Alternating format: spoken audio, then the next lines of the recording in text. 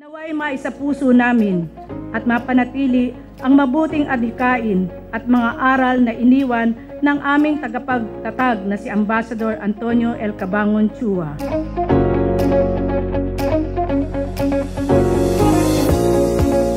Today's celebration is no ordinary gathering.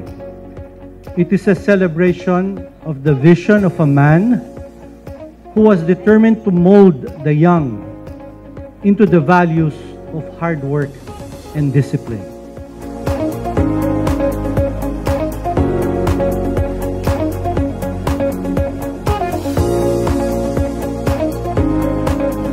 Sa ating kagawaran ng edukasyon, naniniwala po tayo, hindi ho ba, na ang pagiging makadiyos, makatao, makakalikasan at makabansa ay dapat maramdaman sa bawat aralin, sa bawat laro, at sa bawat ugnayan natin sa paaralan. Through the integration of values education, implementation of various school sports, sports clubs, mental well-being programs, we nurture learners who are not only competent but also disciplined, resilient, and compassionate individuals. Kapag buo ang loob, mas buo ang pangarap.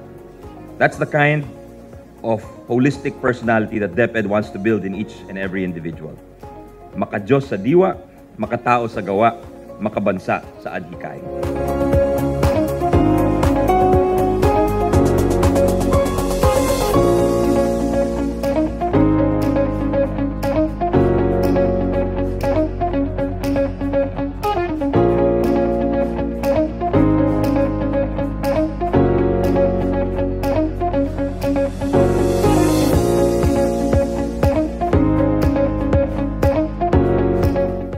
Of course, to our Gintong Parangal awardees, thank you for being here.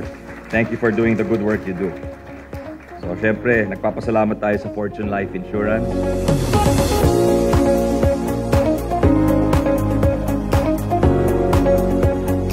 But to thrive in an ever-changing world, we measure success by learning that sticks and lives that move forward. So let's continue doing that, one class at a time.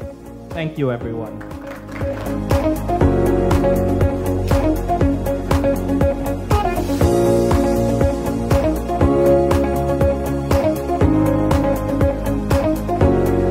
Lahat, ipagpatuloy natin ang laban, ipagpatuloy natin ang paghubog ng kinabukasan.